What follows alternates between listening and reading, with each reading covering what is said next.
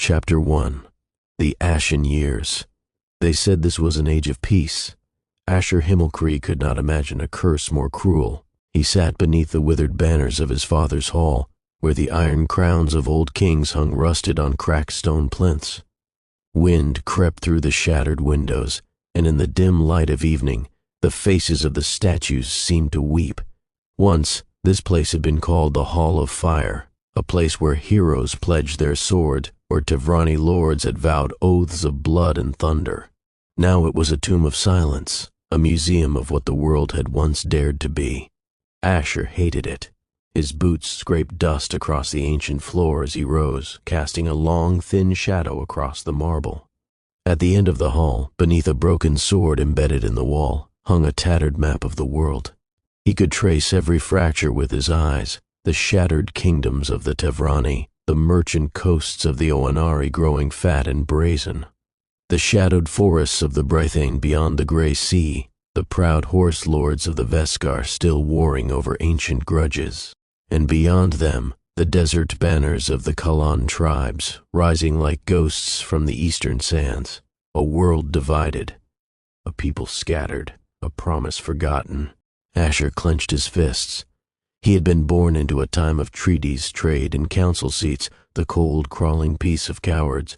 No burning banners carried across the fields, no blades drawn in righteous fury, only the soft, pitiful scraping of pen against parchment as kings bartered away honor for coin. The scribes called it prosperity, the priests called it mercy, the lords called it wisdom. Asher called it death in slow, choking breaths. There had been a time, long ago, when the Tevrani had been one, the age of the first crown, when their banners stretched from the misted shores of the west to the iron mountains of the east, when the world had knelt or burned. But that age was ash now, and so he stood in its ruins, young and unproven, with the blood of forgotten kings running silent in his veins. The bards sang no songs for him. The councils whispered of nothing but taxes and roads. The old warriors drank themselves into stupors, their swords gathering rust like autumn leaves. There would be no place for him in this age, unless he made one. Far across the sea, rumors stirred of the Oanari gathering strength.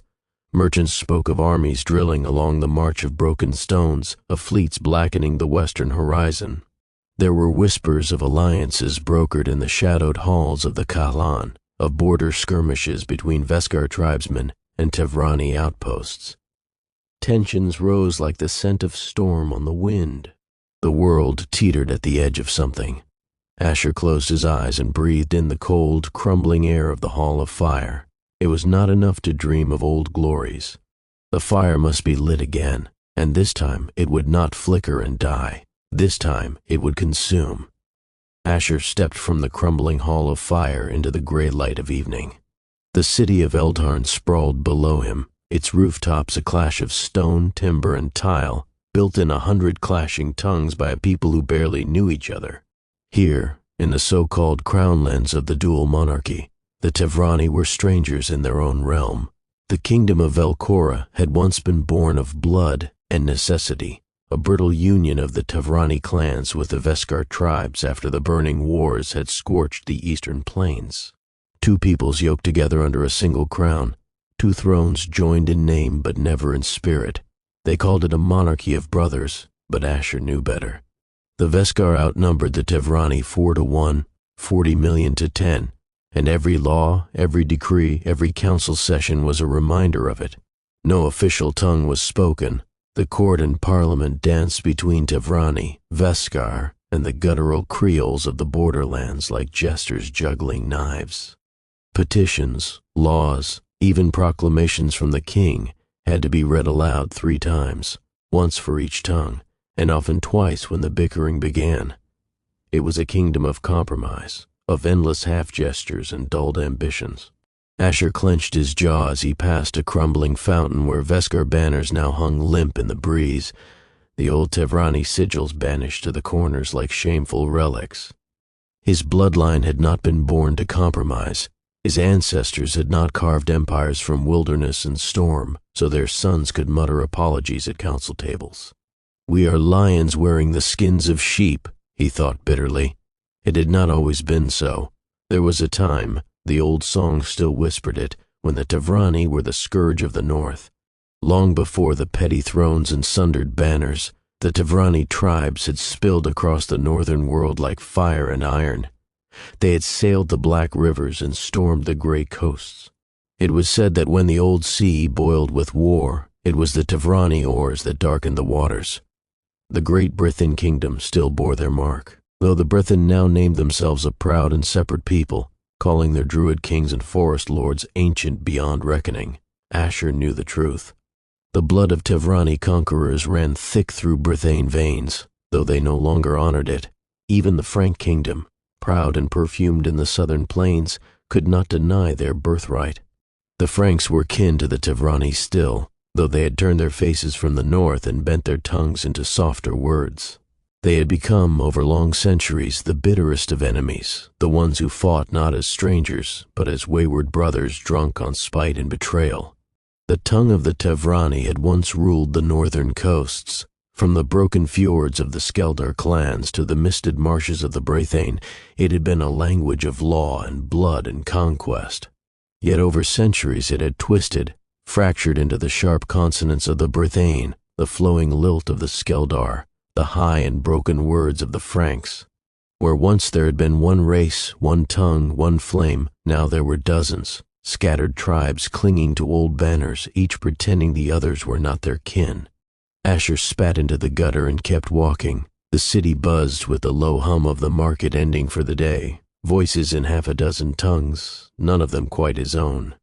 The world had forgotten its blood, forgotten its fire, but he had not.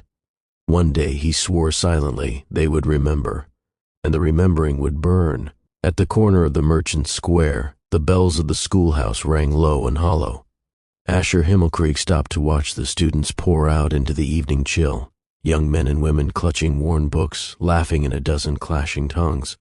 He would soon be one of them, a citizen, an adult, bound no longer by tutors or lessons, but by the weight of choosing a life. His father had already chosen it for him, of course. Ottmar Himmelkrieg was not a cruel man, nor was he a small one. In the hard years after the border wars, when famine and ruin had gutted the land, Ottmar had clawed their family up from the mud through sheer stubbornness. A generation of laborers and stonecutters had ended with him, a low-level parliamentarian now, a man with ink-stained fingers and a spine like forged iron. He had dreamed of something more for his only son. "You have the tongue of kings," Ottmar had told him once, his breath sharp with cheap wine and old hope. "Not every man needs a sword to win his battles. Words are sharper if you know how to wield them. You could stand before the nobles one day, Asher, before the kings themselves." Asher had smiled then, obedient, respectful. Inside he had withered. He did not dream of councils or parchment. He dreamed of the clash of steel, of banners burning in the sun, of riding beneath the storm to carve his name into history. A knight, a soldier, a hero, the old dreams. But there were no wars now, only borders, treaties, endless talking. He would have to find another path to meaning. It was not duty that stirred Asher's heart most, but beauty, in history, in poetry, in the curve of a chisel against stone. His sketches filled hidden books beneath his bed, towers rising from broken plains, heroes locked in frozen battle, monarchs crowned in fire and ice. The professors had praised his work, even offered quiet letters of recommendation. His skill in sculpture, in drawing, in breathing life into cold marble and parchment had marked him as something rare. After graduation, he had planned to tell his father the truth. He would apply to the Royal Academy of Arts in the Tevrani Kingdom, the southern capital, bustling with life just 80 kilometers to the north. There, in the beating heart of the old empire, he would forge a future not of politics and compromise, but of creation. It was a fragile dream, a dangerous one. He had seen the look in his father's eyes the few times he hinted at it.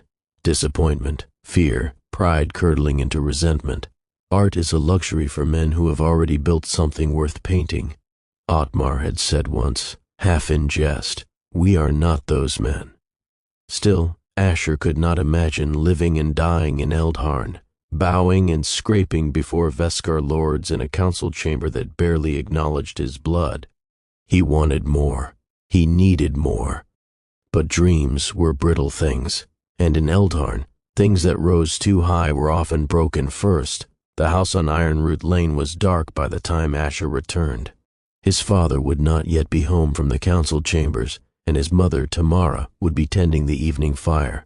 The air smelled of old wood, parchment, and beeswax polish, the scent of his childhood. In the sitting room, where worn books lined the shelves, stood an ancient oaken cabinet, carved with the crest of his mother's bloodline, a sword wrapped in flame. Asher hesitated, then crossed the room and opened it. Inside, resting in velvet cradles, lay the chronicles of the sacred blood, a dozen thick tomes bound in cracked leather, their edges gilded and worn by generations of hands. These were not mere genealogies. They were the living testament of Tamara's line, every night, every battle, every oath sworn before the light of Calum. He pulled the first volume free, the scent of old paper filling the air, and set it reverently upon the table. The first pages were penned in an elegant ancient hand. To remember what was bought in blood, lest we forget the cost of peace. He turned the pages slowly, drinking in the lives of the men and women who had come before him. Knights who had ridden beneath the banners of the sacred blade, lords who had fought in the northeastern crusades, those 2 centuries of holy war where the idolaters had been given the light of Calum, or the fire. It had begun nearly 400 years ago, when the supreme priest, voice of the eternal church, had called the faithful to arms from the southern Oenari capital. At his word, the lords of the Tevrani, the Oenari, and even distant Skeldar clans had crossed the mountains and seas to bring the covenant of light to the last dark corners of the earth. Asher traced the illuminated depictions, armies marching under the white cross of the sacred blade, citadels burning against the night, chieftains kneeling in surrender or lying broken in defiance. At the heart of it stood one man, Sir Calin von Dragonholt, founder of the Order of the Sacred Blade and blood ancestor of Tamara's line. The chronicles spoke of Calin leading the first charge into the eastern steppes, standing firm when others faltered, crowned not by gold but by the blessings of Calum himself. He had not ruled kingdoms or built monuments. He had built faith into stone and blood, leaving a legacy that endured long after his sword was laid to rest. Asher's heart thundered in his chest. He could almost see it, the banners whipping in the wind, the clash of iron and fire, the cries of men calling out to Ewig the risen for strength. This, he thought, was what blood was meant for, not politics, not compromises whispered in darkened halls. His eyes drifted to another page, where a brief history of the eternal church was recorded. It told of Ewig the Risen, son of Calum, who walked the world over 17 centuries past. Betrayed, crowned with thorns, nailed to a tree of suffering. 3 days dead, and then risen in a blaze of glory witnessed by 100 kings and scribes. His covenant spread first to the southern Oenari cities, then beyond, to every land touched by sea or sword. It was not myth, it was recorded, witnessed, lived. The world itself had been reshaped by the light, and yet, now it slept. Like the heroes of old, it had grown soft, weary, forgetful. He was still staring at the pages when the door creaked open behind him. "Asher," came his mother's voice, warm and lilting, but touched with a sadness she could not quite hide. He turned, a little guilty, a little defiant. She smiled faintly, her hands folded in front of her apron. "You always find your way back to the chronicles." "I just wanted to read," he said. She crossed the room and placed a hand lightly on his shoulder. "You should be proud of them, of what they fought for." Asher looked back at the pages, the flames, the broken idols, the swords shining in the light of victory. "It was more than fighting," Tamara said softly, as if reading his thoughts. "They did not kill for glory. They sacrificed so that we could live in peace." Asher said nothing. She knelt beside him, her voice low, filled with quiet conviction. "You come from a line of warriors, Asher, of men who carried the fire of Calum across the world. You carry that blood in you, whether you raise a sword or a scroll." He swallowed hard. "You will make a fine politician someday," Tamara said, brushing a hand through his hair. "A speaker of truths, a builder of futures." Asher closed the book with trembling hands. The golden cross of the sacred blade shimmered on the cover under the firelight. He did not argue, but in his heart he heard another voice whispering, "Not a speaker, not a builder, a conqueror." The courtyard of the scholarchate buzzed with excitement. Pennants in the old Tevrani colors hung limp on the stone walls, and teachers in their ceremonial robes barked orders at the fidgeting graduates. Across the square, Asher Himmelkrieg leaned against a marble column, polishing the worn leather of his shoes with the sleeve of his jacket. Tomorrow, he would no longer be a student. Tomorrow, the world would expect something of him. He sighed and glanced toward the western archway, where a few students had gathered, laughing and sharing bottles of cheap wine. Among them stood one who caught his eye, not by his clothes or stature, but an odd reflection of light that seemed to be coming from his face, a strange golden ring he had pierced through his earskin.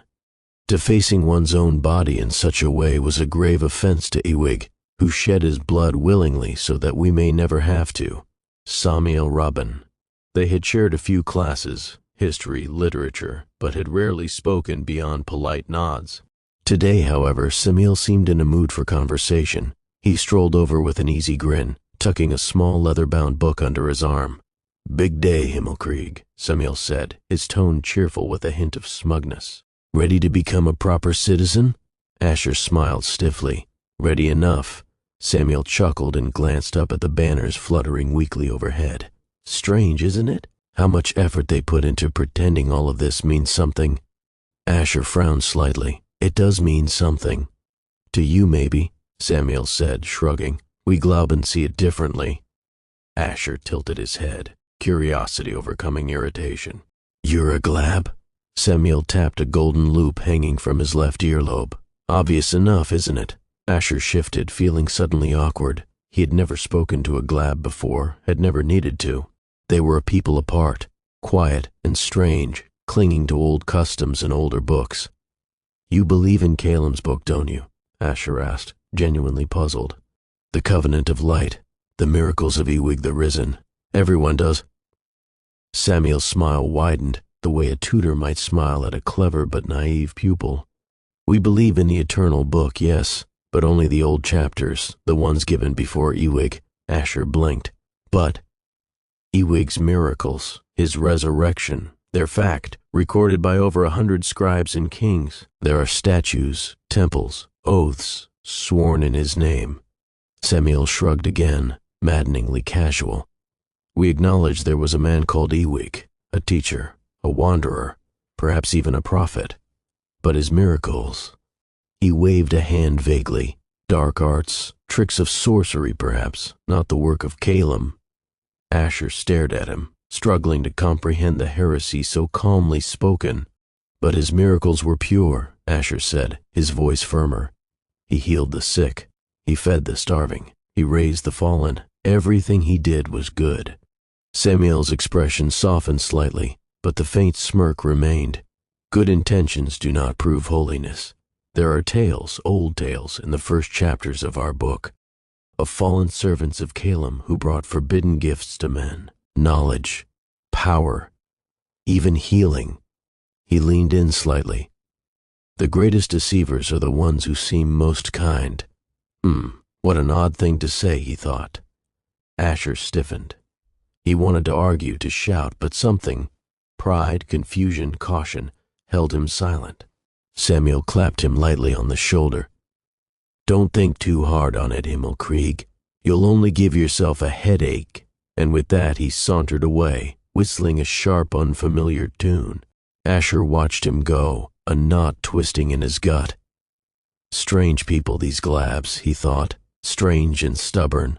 He looked up at the banners once more, the white cross on red, the mark of the covenant, and felt the world shift, just slightly, beneath his feet. Dark magic, fallen servants. The ideas sounded ridiculous, and yet the chronicle of the sacred blood spoke nothing of sorcery. The church taught that magic was dead or never real to begin with. Still a quiet, unwelcome curiosity gnawed at the edges of his mind.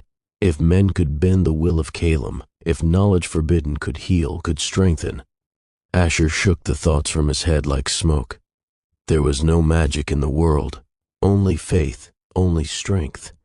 And yet, as the bells called the students to the ceremony hall, he could not help but wonder, what if the Glab boy was wrong, and what if, just once, some forbidden door had truly been opened? The graduation ceremony ended with little fanfare, a few polite speeches, a scattering of applause, and the sudden yawning freedom of life beyond the school walls. Asher drifted through the crowds, exchanging nods and half smiles, but he felt strangely apart, as if some invisible line had been crossed that the others could not see. He found his mother waiting by the outer gates, wrapped in her blue traveling cloak, her hair pinned neatly beneath a simple veil. Damaris smiled as he approached, her eyes warm with pride. "My son," she said, drawing him into a quick, fierce hug. "The first step of many." He held her a moment longer than he meant to, the weight of what he had to say pressing heavily against his ribs. As they walked the cobbled streets toward home, Asher cleared his throat. "Mother, there's something I need to tell you." She arched an eyebrow, amused. "Another dream of knighthood, perhaps?" He chuckled weakly. "No, it's the arts. I want to apply to the academy, in Bavar." Tamara was silent for a moment. The city of Bavar, southern jewel of the Tevrani kingdom, heart of old learning and proud bloodlines, was a place of fierce independence, a place far from the compromises and tangled loyalties of Velcora. She stopped walking and took his hand in hers. Her fingers were warm and strong despite the evening chill. "You are gifted, Asher," she said. "Your drawings, your sculptures, they carry something rare, something our world needs, even if it does not always know it." He blinked at her, surprised by the certainty in her voice. "You must pursue what burns brightest in you," she said. "The light of Calum shines brightest where it is most fiercely kindled." Relief flooded him, so sudden and sharp it almost hurt. But as they reached their small home and the familiar scent of tamarind and soapstone drifted to meet them, Tamara's hand tightened slightly on his. "Your father," she said softly. "It will be harder for him to understand. I've spoken to him already. Soften the soil, I hope, but be patient." That evening, after a quiet meal, Asher sat in the small parlor while his father, Ottmar Himmelkrieg, loomed by the hearth, sipping from a heavy ceramic mug. The silence stretched thin between them. Finally, Ottmar set his cup down with a dull clink and turned his heavy gaze toward his son. "Your mother tells me," he said gruffly, "that you intend to throw away a perfectly good mind chasing statues and paintings."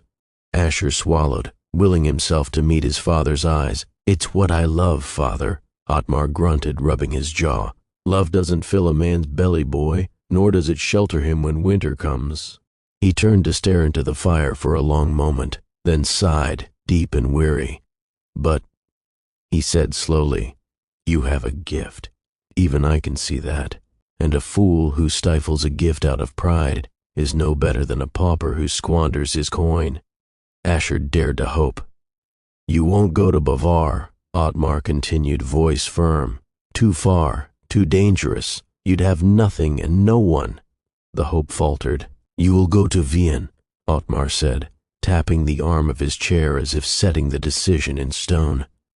"The capital of the Crown Lands. I have friends there, parliamentarians who owe me small favors. I can arrange a lodge for you, one room, an indoor bath if the gods are kind. It won't be much." Asher felt the words settle like cold iron on his shoulders. Wien, the city of crossroads and compromises, the city of 10 tongues and 1,000 grudges. Not the clean, proud streets of Bavar, shining with Tevrani pride, but a place to survive, to study, to build something. "Thank you," Asher said stiffly, bowing his head. Ottmar grunted again, softer this time. "You carry the blood of warriors, boy. Remember that, even if you carve marble instead of wielding steel." Asher smiled faintly. He would go to Vienne. He would make his way, and someday he would rise high enough that even Bavar would call his name. The morning of his departure was cold and gray, with mist crawling down from the hills like a living thing. Ottmar Himmelkrieg stood beside the battered coach, arms folded across his broad chest, his expression carved from stone. Tamara clutched Asher tightly, whispering blessings under her breath, her veil damp with tears.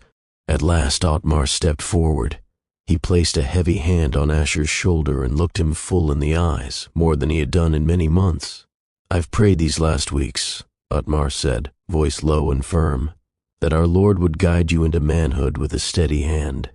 He paused, the mist swirling between them. "And he has given me peace in my heart. I know that Vian will be pivotal for your growth."